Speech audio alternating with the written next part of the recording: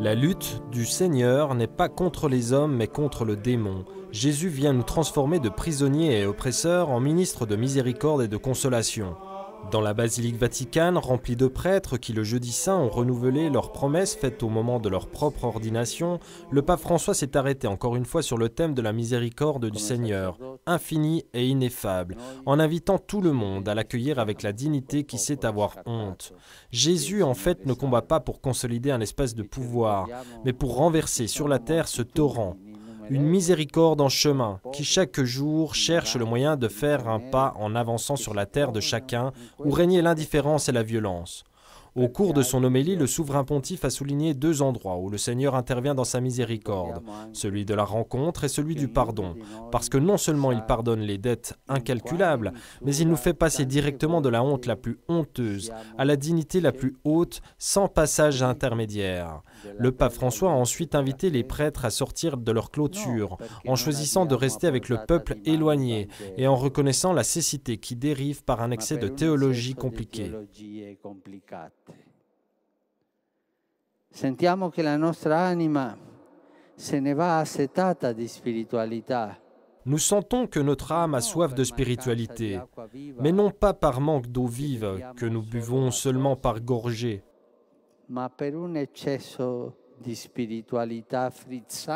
mais par un excès de spiritualité gazeuse, de spiritualité light. Nous nous sentons même prisonniers, pas entourés, comme tant de personnes, par d'insurmontables murs de pierre ou par des clôtures en acier, et par une mondanité virtuelle qui s'ouvre et se ferme par un simple clic. Nous sommes oppressés, mais non par des menaces et des bousculades, comme tant de pauvres gens, mais par le charme d'un millier de propositions de consommation que nous ne pouvons pas abandonner pour avancer libres sur des sentiers qui nous conduisent à l'amour de nos frères, au troupeau du Seigneur, vers les brebis qui attendent la voix de leur berger. Alle pecorelle che attendono la voce dei loro pastori.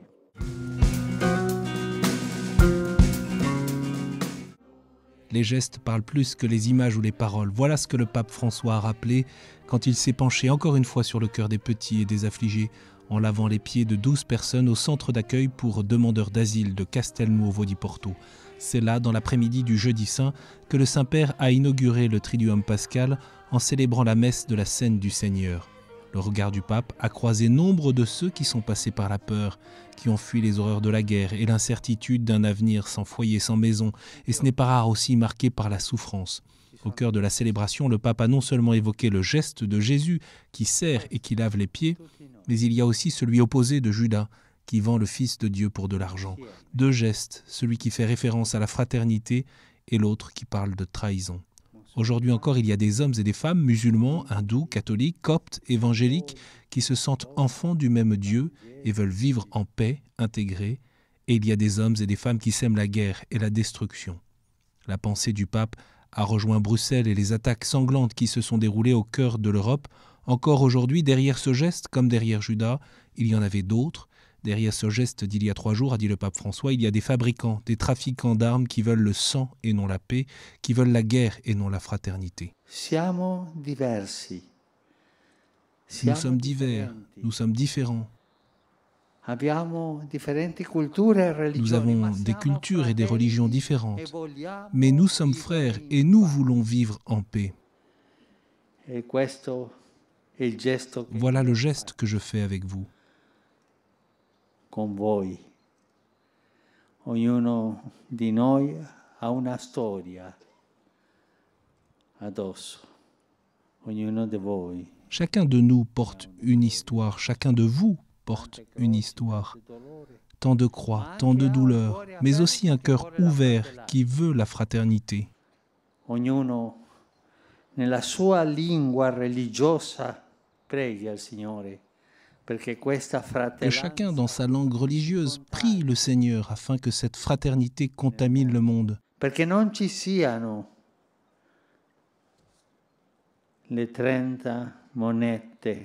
Pour qu'il n'y ait pas ces 30 pièces de monnaie pour tuer le frère, sempre ci sia pour qu'il y ait toujours la fraternité et la bonté. bontà.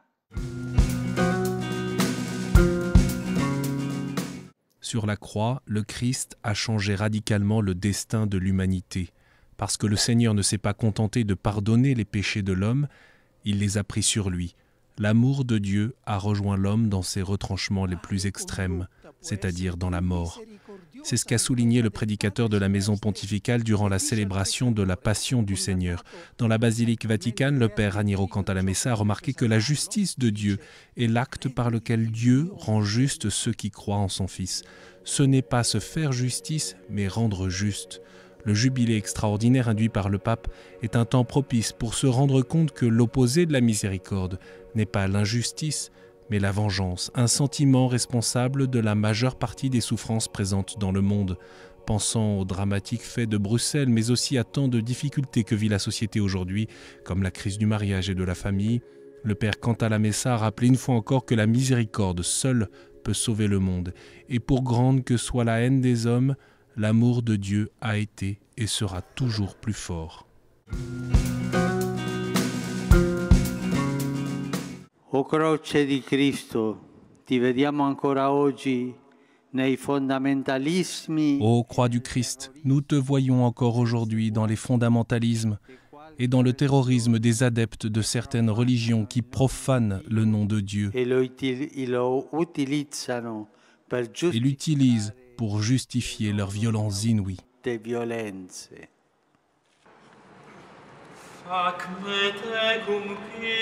Ce fut une longue prière tournée vers la croix du Christ, symbole de l'amour divin et de l'injustice humaine, échafaud de la persécution et étendard de la victoire.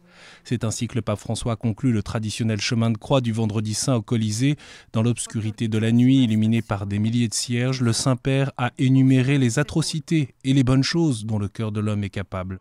Sur le bois sur lequel le Fils de Dieu a été cloué, nous pouvons apercevoir aujourd'hui nos frères et sœurs brûlés vifs, égorgés, décapités avec des épées barbares et dans un silence lâche, les visages des enfants, des femmes et des personnes épuisées et apeurées qui fuient les guerres et les violences et ne trouvent souvent que la mort, étant de Pilate qui se lave les mains.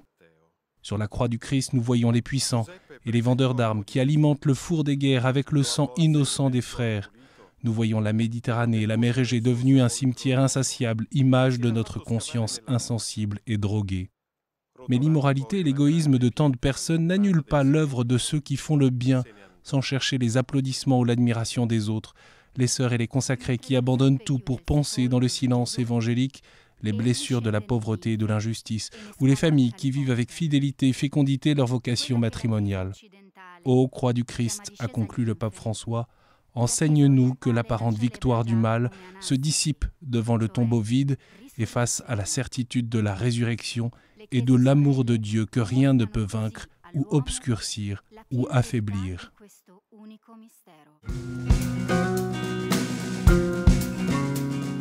Le monde a soif d'espérance et les chrétiens sont appelés à annoncer le ressuscité avec la vie et par l'amour, sans se faire emprisonner par la tristesse ou se laisser écraser par les problèmes.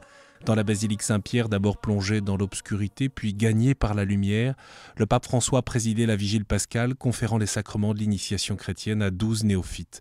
À tous, le Saint-Père a rappelé que l'espérance n'est pas un simple optimisme ou une attitude psychologique, mais un don de Dieu, si nous sortons de nous-mêmes et nous nous ouvrons à lui. Le consolateur ne rend pas tout beau, il ne supprime pas le mal d'un coup de baguette magique, insistait le pape, mais il infuse la vraie force de la vie, qui n'est pas une absence de problème, mais la certitude d'être toujours aimé et pardonné par le Christ, qui pour nous a vaincu le péché, a vaincu la mort et a vaincu la peur. D'où l'invitation à évangéliser les problèmes et à ne pas permettre à l'obscurité d'accrocher le regard de l'âme et de prendre possession du cœur. Ouvrons au Seigneur nos tombeaux scellés. Chacun de nous les connaît.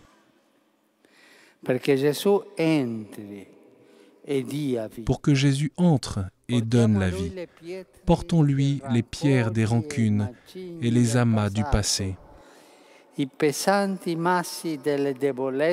les lourds rochers des faiblesses et des chutes. Egli desidera venire a prenderci per mano. Il souhaite venir et nous prendre par la main pour nous tirer de l'angoisse. Ma questa è la prima pietra da far rotolare via questa notte. Mais la première pierre à faire rouler au loin cette nuit, c'est le manque d'espérance qui nous enferme en nous-mêmes.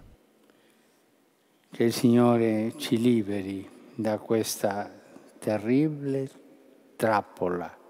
Que le Seigneur nous libère de ce terrible piège d'être des chrétiens sans espérance, Qui vivent comme si le Seigneur n'était pas ressuscité et comme si nos problèmes étaient le centre de la vie. Le Seigneur qui a souffert l'abandon de ses disciples, le poids d'une condamnation injuste et la honte d'une mort infamante, nous rend maintenant participants de sa vie immortelle. Et ci dona il suo sguardo di tenerezza e di compassione verso Et il nous donne son regard de tendresse et de compassion envers les affamés et les assoiffés, les étrangers et les prisonniers, les marginaux et les exclus, les victimes des abus et de la violence.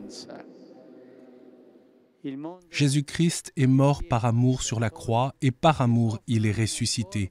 L'annonce de l'espérance qui ne déçoit pas a résonné encore une fois dans le cœur de l'humanité depuis cette place Saint-Pierre. Depuis la loggia de la basilique Vaticane, après avoir célébré la messe de Pâques, le pape François a évoqué les gouffres spirituels et moraux de l'humanité, ces abîmes qui ne peuvent être comblés que par l'amour de Dieu seul. Que le Christ ressuscité ouvre des chemins d'espérance à la Syrie, a indiqué le pape. La Syrie, pays déchiqueté par un long conflit avec son triste cortège de destruction, de mort, de mépris du droit humanitaire et de décomposition de la cohabitation civile. Que le message de vie du Christ soit victorieux de la dureté des cœurs dans d'autres parties du bassin méditerranéen et du Moyen-Orient, en particulier en Irak, au Yémen et en Libye. Avant de donner la bénédiction Urbi et Orbi, le pape François a aussi exprimé sa proximité aux victimes du terrorisme, forme aveugle et atroce de violence qui ne cesse pas de répandre le sang innocent en diverses parties du monde. Il a par ailleurs invité la communauté internationale à offrir accueil et aide aux migrants et aux réfugiés, parmi lesquels de nombreux enfants fuyant la guerre, la faim, la pauvreté et l'injustice sociale. Le pape François a enfin rappelé les situations difficiles en Terre Sainte, en Ukraine, au Burundi, au Mozambique, au Sud-Soudan et au Venezuela, sans oublier de souligner les dramatiques effets des changements climatiques, la persécution des chrétiens, les personnes âgées écrasées par la solitude, les jeunes qui pensent ne pas avoir d'avenir. À cette humanité confuse et blessée, le pape François a rappelé la miséricorde de Dieu et son amour qui est pour toujours et qui ne mourra jamais. La présence de Jésus vivant, une présence qui illumine, qui réconforte et qui pardonne.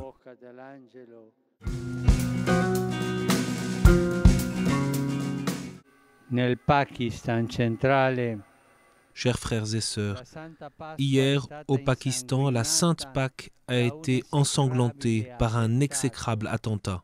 che ha fatto strage di tante persone innocenti. Il a fait un massacre de nombreux innocents, pour la plupart des familles de la minorité chrétienne,